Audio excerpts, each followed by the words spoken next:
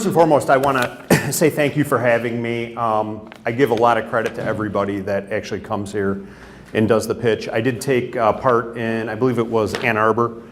I think it's absolutely great from an ecosystem standpoint and connecting the different people and the opportunities that are out there. I can tell you from my own business experiences, you know, we were, and I'll get to some of those here in a second, but we were 100% debt financed, which is a little bit different. We didn't take any money from anybody else, nor did we do any fundraising rounds. So it's really great that there's people out there that are willing to invest in startups and help essentially starting entrepreneurs out.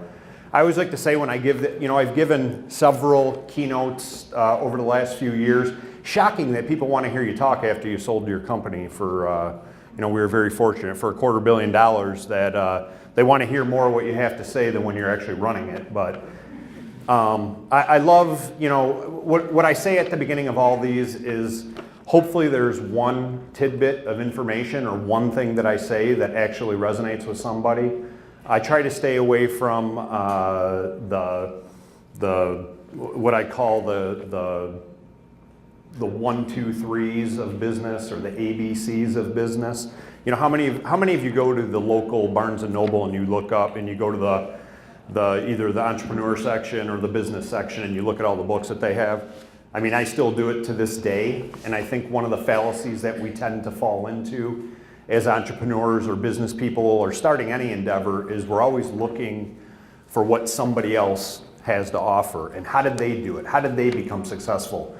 And we think that there's a blueprint for becoming successful or that there's a standard playbook out there that makes it easier. And, I'd like to tell everybody, and I'm sure everybody that's here, in your different experiences could probably tell you that there really isn't. That's why I'll randomly, success. Gary, what is success? I'll ask you the question. How do you define success? I define it as how you can impact other people's lives. That's actually a great answer. I like that answer. Anybody else, how would you define success? What do you think the number one way people define success? Money, exactly. Mike's back there saying money.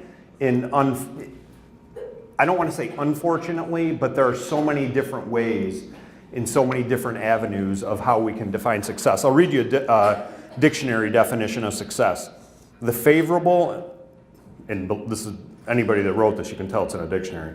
The favorable or prosperous termination of attempts or endeavors, the accomplishments of one's goals. I wouldn't answer it that way. Gary didn't answer it that way. But here, when I go into these talks, I want to focus on three things here. That essentially, I didn't start out necessarily as an entrepreneur, as you heard Mike say. I'm also general counsel. I went to law school here at Michigan State. Started out as a lawyer, always wanted to be a lawyer. But I found over the course of my last 20 years of being in business and going through this crazy journey that I'll call entrepreneurship and as a family-owned business, as a private business owner, there's three things really that I think that in my opinion, if you focus on, and they're really simple: common sense, hard work, and reality.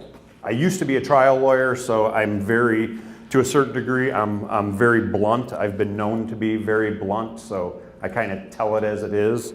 So that's why reality ends up working its way in there, and I'll give you some examples of that.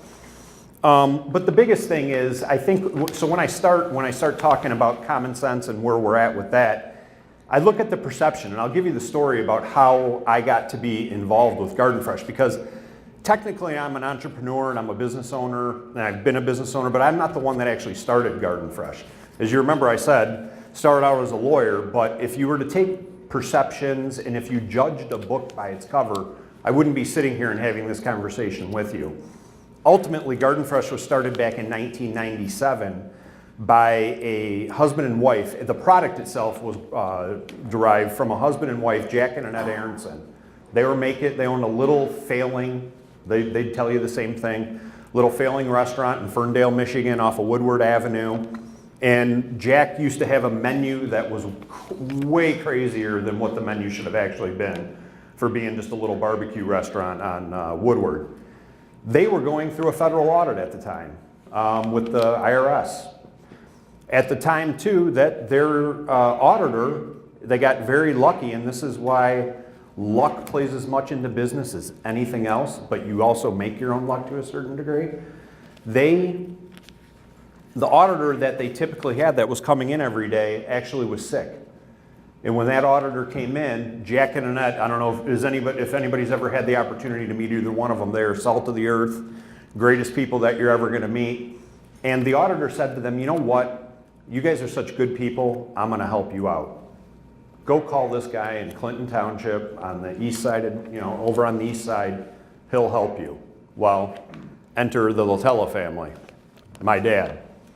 My dad was, at the time, he had just retired, coming off a 28-year career in the Internal Revenue Service, and he had started his own tax consulting business. He ran the IRS in Detroit for 28 years.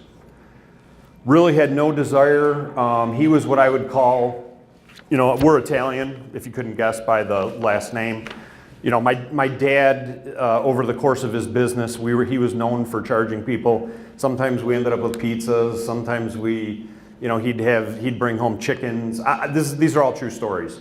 My mother ended up with this is just a testament to the type of person he was. My mother ended up with the deeds to 2 condominiums in Las Vegas as payment. All these different things. My dad was the type of guy that went out of his way to help anybody and everybody that you could think of. And Jack and Annette happened to find him. And my dad knew that they couldn't pay the bill over the course of a 3-year audit. So they figured the next best thing was, let's offer Tony business or ownership in our business. And it hadn't even gotten into Hiller's market yet at that point. But they decided that they wanted him to run the business and be the business mind behind the business. They were very creative. They created the product. And that's essentially how Garden Fresh started. And that was in 1997. I was just finishing up law school as the very savvy lawyer I was, or I like to think that I was. I was doing our very simple legal work at that time, and so I did our IP work. I did some of the simple things, but that's how the business was started, and we literally grew, organically from day one. Unfortunately, I was catapulted into getting into food manufacturing and becoming an entrepreneur when my dad got ill. He became ill in 2002. I was practicing law at that time, and I was brought in then at that time to become, started as the CFO, the COO, and then ultimately ended up as the CEO of the business. And for most of you that are starting businesses, where's the very first place we look for people when we're gonna start a business? Family, friends. Everybody reaches out to family and friends when they're first getting started in starting their businesses. And I had, Jack and Annette had 5 children that worked in the business. I had an older brother and a younger sister that worked in the business. So as I like to say, my other title that not a lot of people knew about was chief referee.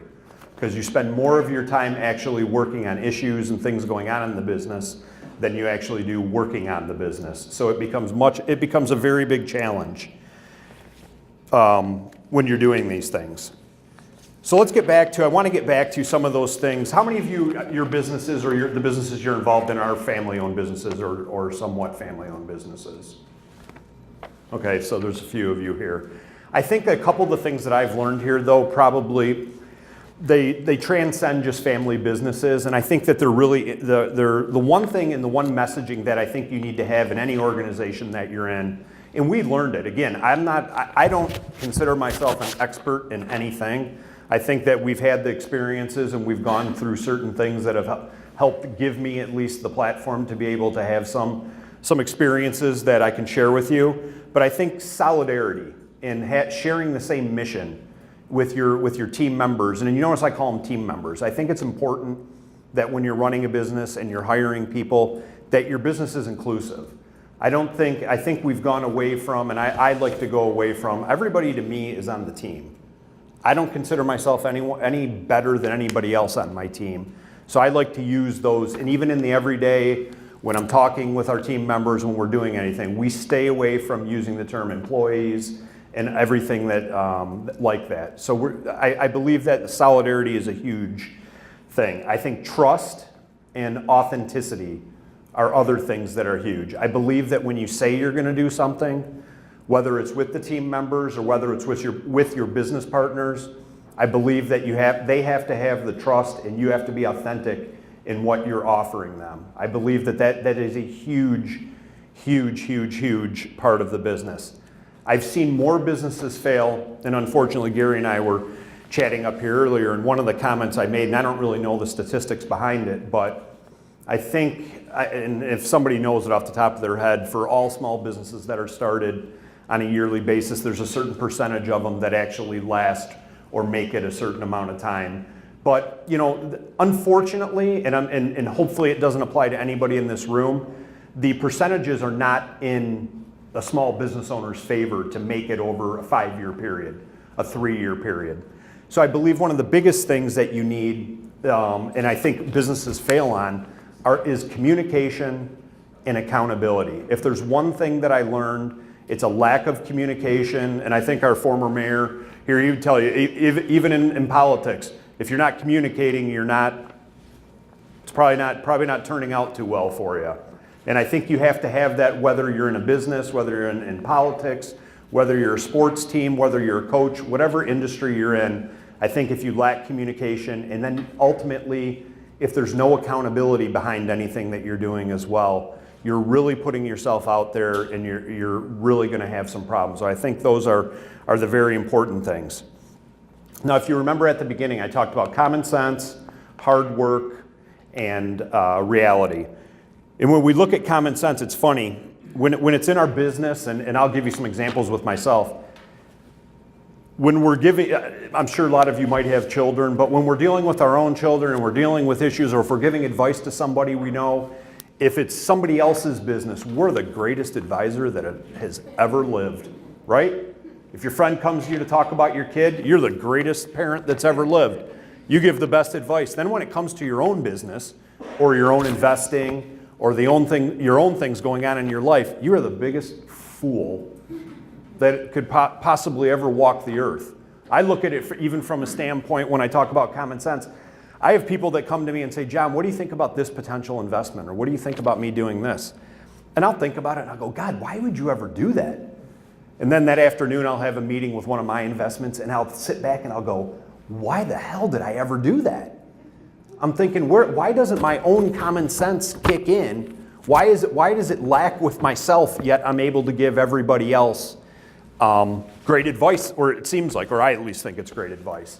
So one of the things that I think that's very important and that I would encourage everybody to do, whether you're a startup, whether you're 5 years into business, whether you're 10 years, I think advisory boards play a huge role and can play a huge role in business. One of the things that we utilized at Garden Fresh, and actually that I've implemented now at McClure's, is an advisory board. And that can be made up of, it doesn't necessarily have to be somebody in your own industry. It doesn't have to be somebody that knows anything in particular about your business, but just somebody that really you can trust in the advice that they're potentially going to give you. From my standpoint, what I would encourage, maybe somebody from the legal field, maybe one of your accountants or somebody at the accounting firm that you deal with. Maybe there's somebody in your family. Because typically, one of the things with these advisory board roles, typically they're, and depending on where you're at in the life cycle of your company, Garden Fresh, your payment was free product. At McClure's, your payment is free product. So these typically are not paid positions. So you want to get somebody that's really passionate about business in general and really is good, that you can count on to give you good, solid advice. And you're going to take it. The other benefit of it being advisory is you can listen. You don't have to necessarily do it. So that's the nice thing in having somebody in that role as well. The nice thing the other thing now going into the second thing is hard work. Really, any one of us, I think some of us think that we work hard, but in reality we don't. And one of the things that we did at Garden Fresh that I'm very proud of, and I think that we did a really good job of, is we were known for within the community of mentoring other small startup businesses. And as great as that was, and as great as that made us feel, and the impact that we were having on some of these other small business owners, one of the unfortunate things I think that comes out of that, though, is it puts a little bit of unrealistic expectations into some of these people that are starting their businesses. I used to tell some of them, I go, you guys didn't get to see us, let's say this was 2010. You didn't see years 1 through 13. You didn't see the struggles we had during those years and the issues we had getting financing and the issues we had with manufacturing and having trucks on time and having product that went bad. All these things, you're only seeing us at year 13, and you want to inject yourself into the company. You want to inject yourself into year 13 with your business, and that just doesn't work. And I think that's the hardest hurdle to get over sometimes in dealing with young entrepreneurs or really just business people in general. We actually had made, and some of you, depending upon how much you pay attention to cranes and all those other things, we made a mistake ourselves. Even as Garden Fresh, we had talked about and wanted to make an investment in a couple other companies. So we invested in a small startup essentially that made cupcakes. One of the things that we were going to bring to the business was obviously our expertise in food manufacturing, in food, in quality, in food safety, all these different things. I can tell you there was one instance within probably 4 or 5 days when I knew that venture was going to fail for us. And we bought 50% of that business, or 49% of that business. And the day I knew it was going to fail, I think it was the third day after we were having a meeting back at our corporate headquarters, and both of the owners that we had partnered with into this business, and they were struggling financially before, pulled up with brand new Cadillacs. And from that very moment, I remember telling my partner in it, saying, this is not going to work, and I can tell you this isn't going to work right now, and for that reason. So, there's a lot of, so when I say hard work, everybody is capable of hard work, but I think that, I look at what I call the 3 Ps: patience, perseverance, and then planning. I think if you have those 3 things in anybody that's going into trying to establish themselves and working hard, I think that you ultimately can be successful. But I think it comes to, everything ties in together, and then it brings us to item number 3 that I really like to focus on, which is the reality. Because when you come down to it, and when I say reality and how reality meshes with business, ultimately at the end of the day, none of us know what's going to happen. I ultimately, in the big scheme of things, never anticipated. You heard Mike when he was asking us the questions at the very beginning. He asked me, what was it? Who would you like to meet, dead or alive? And I even though I didn't remember what I put, I always know what my answer is obviously I lost my father way too early. You just don't know what's going to happen. Things happen. You can't plan for a truck to be late. You can't plan for the financing to not come through. You can't plan for, things don't go according to plan all the times. And, at the end of the day, all of us are going to ultimately, we're going to be judged by how we react to these things and how we handle those situations under stress. And I think that's one of the biggest things, regardless of who you're dealing with, whether it's internally with a team member, whether it's externally with a banker, with maybe one of your suppliers or a vendor or somebody else within your business. Ultimately, you're going to be judged both in the business world and within your own company based on how you handle the criticism, how you handle the stress, and how you handle those things. And I think that's very important. It comes down to, are you going to end up being a problem, or are you going to end up being a problem solver? And so that's what I mean when I talk about reality. The reality of life, the reality of business, the reality of family, the reality of all these things are going to happen over the course of your lifetime. And it's just stay the path. That's why when we talk about hard work, and I mentioned that, and having a plan in place with the 3 Ps, one of them is planning. Plan, have something in place, be prepared. Put yourself in a position when something does come up, you will be prepared to handle it, or at least know the roadmap of how you're going to deal with it. I love quotes, unfortunately. Whenever I see quotes, I love to, and I love them for several reasons. I think that one, they're,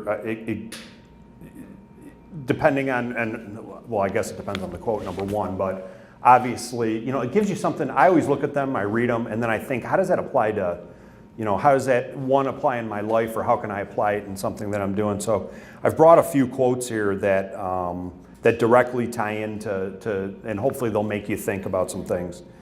So the first one I wrote down was, if someone offers you an amazing opportunity and you're not sure you can do it, say yes, then learn how to do it after, or learn how to do it later. And that's from Richard Branson.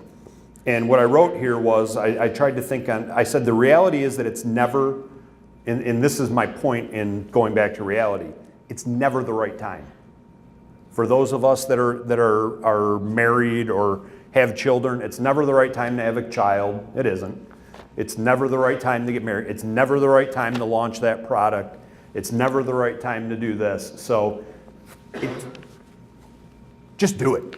You know, Nike's made billions and billions of dollars off of that slogan over the last, I'm not even sure how many years they've been in business. But my point with the point of this, and I think this is what Richard Branson meant when he gave this quote, was it's never going to be the right time. You just have to take the leap of faith, jump out there and do it. And I think for the for the three groups that came up here, I applaud you, because I think it's one, you know, you said you might have forgotten something, but you know something, this isn't easy. It's tough. Getting up in front of it and talking to anybody, it's not easy to come up and ask people to believe in what your passion is and what you're doing.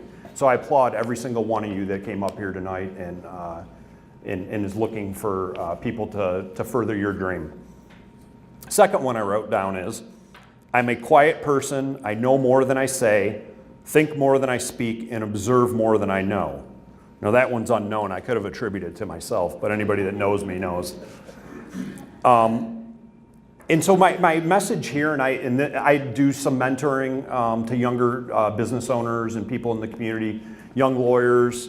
And part of what I always tell them is, I can always tell, and I love her dearly. We have a team member at McClure's that she is a spitfire, and she loves to talk, she loves to talk. And one of the things I always tell her when I go through, and if I give her, if we do her review, is I always tell her, you can listen and hear more if you're listening.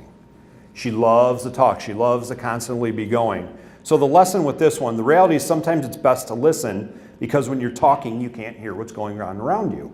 And I think I would, you know, luckily I was trained in this I was a prosecutor for 4 years in my early life. So, you know, you have to spend a lot of time listening. Otherwise, there's a guy sitting up there with a black robe and a gavel that doesn't get too happy with you interrupting everybody.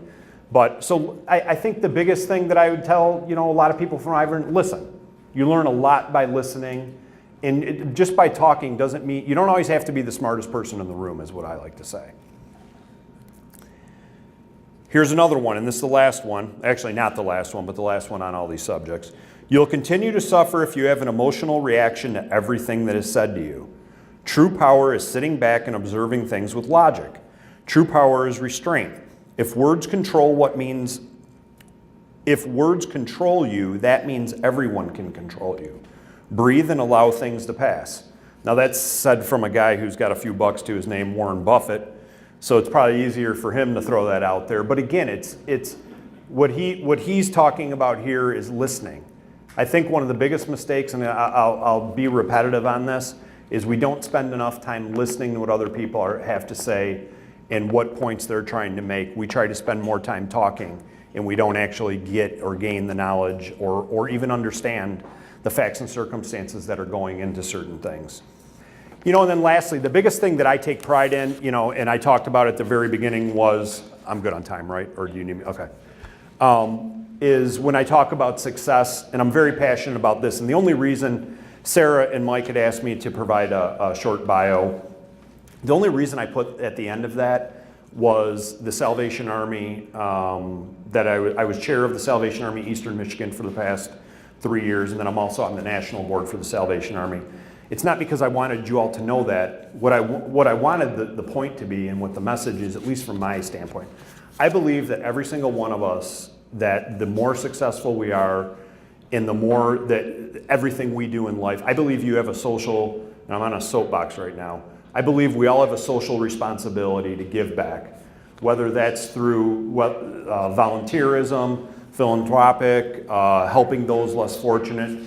one of the great, to me, successes, and it was kind of to what Gary said, you know, the money and doing things, obviously we all like to make money, we all like to do things, but there's certain things we can't take with us. I think the impact that we can have on, and that every one of you can have by building your companies and being successful in doing those things, I think that's what has the most profound impact in society. And I think that's what, you know, if there's one lesson that I want my kids to learn, it's I want them to know that, you know, you have this responsibility and you need to be out there and you need to be doing things for others. Because I believe that, you know, every one of you, some of you said you bought McClure's, some of you said that you bought some of our Garden Fresh product, and I thank you because you've put me in a position to be up here and be able to share some of the things and some of the successes that I've had in life that I'm very thankful for. And quite honestly, I love being able to give back and do those things. So it leaves me with my last two comments. One's a quote, and then one's about me personally. At the end of the day, two things define you: your patience when you have nothing, and your attitude when you have everything. And I think that's a very strong and profound quote, because I think that does tell a lot about a person, is that when somebody does, pay attention to how people treat other people, in business and otherwise. I think it's very important that, you know, you can see whether or not, and quite frankly, I don't want to do business with anybody that doesn't treat other people with respect, dignity, and all those other things. And I think in our society, whether it's through politics and everything else, I think we've lost a little bit of that. And I'm glad when we can have opportunities and things like this where people can give back. And then lastly, you know, I said at the beginning too, don't judge a book by its cover. That's one of the things when you look at perceptions, and that ties into that as well. You know, don't ever assume something is the way that it is, just based on the appearance of somebody, the appearance of a business. You know, sometimes that guy that's walking down the street that doesn't look like he's that successful might be the most successful guy on the block. So the other thing with me is, and I tell everybody this, and I mean it 100%, I wake up every single day in a good mood. Don't necessarily end every day in a great mood, but I do wake up every single day in a great mood.